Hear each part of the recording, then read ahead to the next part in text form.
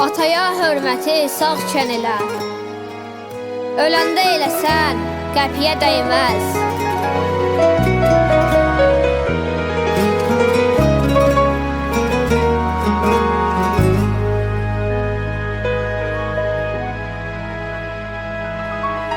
Sən mənim hər zaman dönməz qürurum, qollarıma güc verəm varım ata. Sən məndən istə ki qulluqda durum, hər sözünə can fəda varım ata. Zəhmətimi çəkmirsən ötüb illərin, saçlarına ağlar qarışıb. Əllərimi tutmusan güc veribdir əllərin, mən ki sənə hər şeyi borcluyam. Sənsiz olmaz evladın dadı dünyada, yoxdur elə bir nəfər sənə toyata. Öyrətdin mənə mahir ol, sözü düz yaşa.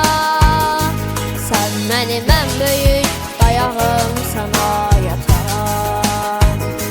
Sən mənim ən böyük dayağım sana yatar.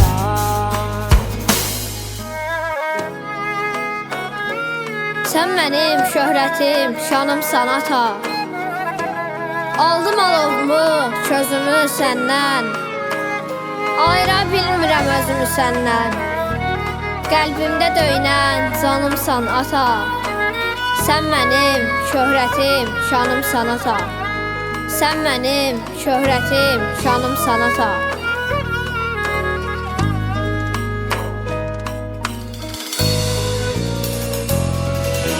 Sən başımın tacı, hikmətli səsin, doğru yolu göstərən çırağım ata.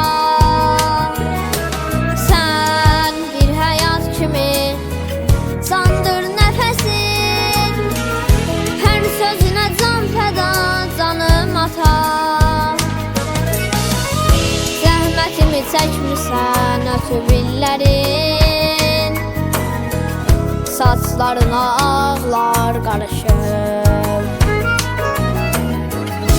Əllərimi tutmusan güc veribdir əllərin, mən ki sənə hər şeyi borcluyam.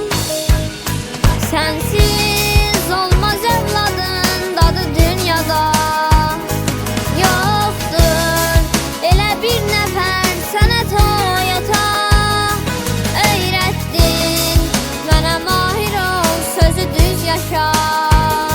Sən mənim ən böyük dayağım sana yatar.